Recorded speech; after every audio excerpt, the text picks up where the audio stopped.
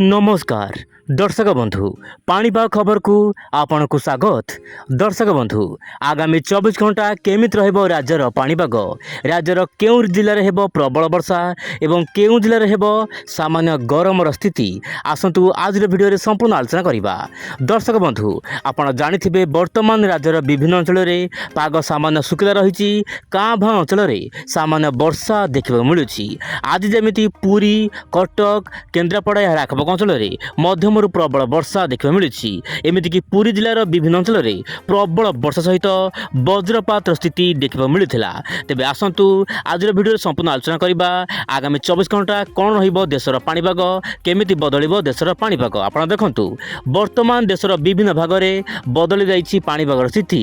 बादल स्थिति बा सैटेलाइट इमेज आपण देखि पारुथिबे भारतर विभिन्न अंचल में वर्तमान मौसुमी सामान्य दुर्बल स्थिति रे रहिछि। विशेषकर दर्शक बंधु दक्षिण पश्चिम भारतर विभिन्न राज्य में वर्तमान मौसुमी सामान्य ब्रेक फेज रे रही।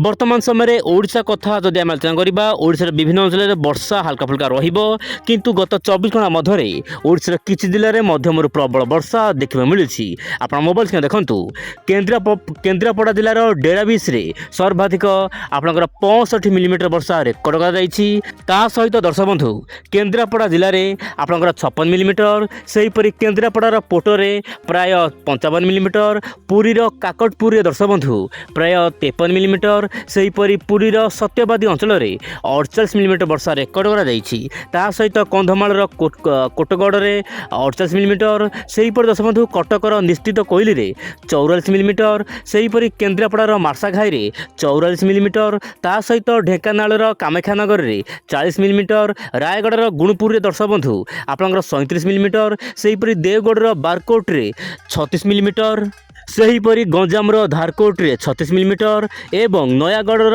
रणपुर जिले में प्राय 33 मिलीमीटर वर्षा गत 24 घंटा मध्य देखा मिली।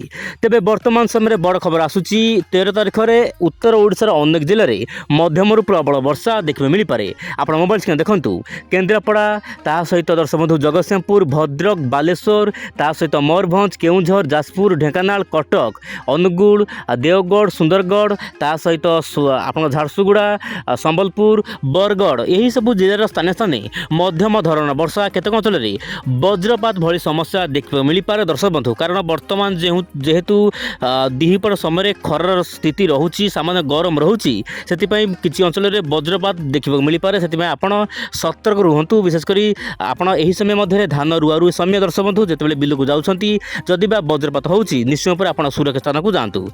वायुर चलन वर्तमान कोन रहिछि आपण देखंतु, वायुर चलन यह इंगित करुछि कि वर्तमान मौसुमी सामान्य दुर्बल अवस्था रही। विशेषकर दक्षिण पश्चिम भारत महाराष्ट्र, कर्णाटक, आंध्र प्रदेश, तमिलनाडु, ता सहित रायलसीमा यही सब स्थान मानक सामान्य मौसुमी रे दुर्बल रही आपणकर स्थल भाग विशेषकर मुझे कही पूर्व भिडियो मानक आपंकर बांग्लादेश और झारखंड मध्य भाग में गोटे घूर्णिबल सृष्टि होकर आशंका रही। किंतु छोट घूर्णिबल हेले यार प्रभाव में मौसुमी सक्रिय हो, सामान्य मौसुमी रेखा जो उत्तरी भाग में अच्छी सामान्य तलू आसो, जहाँपाई कि वर्षा रहार आशंका रही। आप मोबाइल स्क्रीन देखंतु वर्तमान समय मोबाइल को सामान्य स्क्रोल डाउन करी जानीपारे स्थिति वर्षा केमिति हेबो। वर्तमान समय बंगोपसागर हल्का हल्का जलयबाष्पूर्ण वायु जाऊँगी, जहाँपाई कि सामान्य गुड़गुड़ी रहिबो एवं मझिरे मझिरे भल वर्षा देखा मिल पारे। वर्तमान समय ओडिशा, पश्चिमबंग, झारखंड, ता सहित उत्तर प्रदेश केतक अंचल मध्यम प्रबल वर्षा हेबो। जदि आम देखा 14 तारिख आड़क देखूँ 14 तारिख में राज्यर विभिन्न अंचल वर्षा बढ़ापी गोटे प्रकार पाग अनुकूल हेबो। बंगोपसागर वायु जीव जहाँपाई गोटे घूर्णिबल सृष्टि हेबो। झारखंड उपरी भाग में देखिबार कथा घूर्णिबल प्रभाव में केउ जिले में केमिति वर्षा हेउछि। तेबे दर्शक बंधु वर्तमान वीडियो शेष बेलू नजर पकेबा सारा देशर पाणीपाग, विशेषकर वर्षा केमिति हेबो। सर्वप्रथम आलोचना करबा ओडिशा पाणीपाग खबर। दर्शक बंधु मॉडल आकलन करुछि कि ओडिशा रे मध्यम धरण वर्षा आशंका रही, स्थानीय स्थान होई पारे, विशेष किछि बड़ वर्षा होबार आशंका नाही। आपनकर बालेश्वर या आखपाख अंचल मध्यम धरण वर्षा हेबो। किछि मॉडल माने आकलन करुछंती आगामी दिन में भल वर्षा हेबो। ମୁଁ ପରବର୍ତ୍ତୀ ଭିଡ଼ିଓରେ ନିଶ୍ଚୟ ଉପରେ ବିଭିନ୍ନ ମଡେଲର ଫୋରକାଷ୍ଟ ଦେବାକୁ ଚେଷ୍ଟା କରିବି କ'ଣ ସବୁ ଅପଡେଟ୍ ଦେଉଛନ୍ତି ମଡେଲ ମାନେ ଆକଳନ କରିବାକୁ ଚେଷ୍ଟା କରିବି। ବର୍ତ୍ତମାନ ସମୟରେ ଆପଣ ଦେଖନ୍ତୁ ଓଡ଼ିଶାରେ ଭଲ ବର୍ଷା ଦେଖିବାକୁ ମିଳିପାରେ, ତାହା ସହିତ ମଧ୍ୟ ଭାରତ ଯେମିତିକି ମଧ୍ୟପ୍ରଦେଶ, ତାହା ସହିତ ଦର୍ଶକ ବନ୍ଧୁ ଆପଣଙ୍କର ଝାଡ଼ଖଣ୍ଡ, ଛତିଶଗଡ଼, ଉତ୍ତରପ୍ରଦେଶର ବିଭିନ୍ନ ଜିଲ୍ଲାରେ ମଧ୍ୟମରୁ ପ୍ରବଳ ବର୍ଷା ଦେଖିବାକୁ ମିଳିପାରେ। ସେହିଭଳି ଦର୍ଶକ ବନ୍ଧୁ ରାଜଧାନୀ ବିଶେଷ କରି ରାଷ୍ଟ୍ରୀୟ ରାଜଧାନୀ ଦିଲ୍ଲୀ ମଧ୍ୟ ମଧ୍ୟମରୁ ପ୍ରବଳ ବର୍ଷା ହେବ। ତାହା ସହିତ ରାଜସ୍ଥାନରେ କେତେକ ଅଞ୍ଚଳରେ ମଧ୍ୟମରୁ ପ୍ରବଳ ବର୍ଷା ହେବ। କିନ୍ତୁ ବଡ଼ ବର୍ଷା ବର୍ତ୍ତମାନ ଅଗଷ୍ଟର ଶେଷ ପର୍ଯ୍ୟନ୍ତ କୌଣସି ଦେଖିବାକୁ ମିଳିପାରେ ନାହିଁ ବୋଲି ଯାହା ମଡେଲ ଆକଳନ କରୁଛନ୍ତି।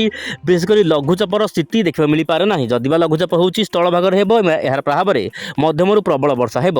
ତେବେ ଆଗାମୀ ଦିନରେ ପାଣିପାଗ ସ୍ଥିତି କେମିତି ରହୁଛି ଆପଣ ପ୍ରତ୍ୟେକ ଦିନ ୱିଣ୍ଡ ଓଡ଼ିଆ ଚ୍ୟାନେଲ ସହିତ ଯୋଡ଼ି ହୋଇ ରୁହନ୍ତୁ ପାଣିପାଗର ଅପଡେଟ୍ ପାଇଁ। ଆଜି ପାଇଁ ଏତିକି, ପୁଣି ଦେଖିବା ଆସନ୍ତାକାଲି ଆଉ ଏକ ନୂଆ ଅପଡେଟ୍ରେ। ନମସ୍କାର, ଜୟ ଜଗନ୍ନାଥ ଦର୍ଶକ ବନ୍ଧୁ।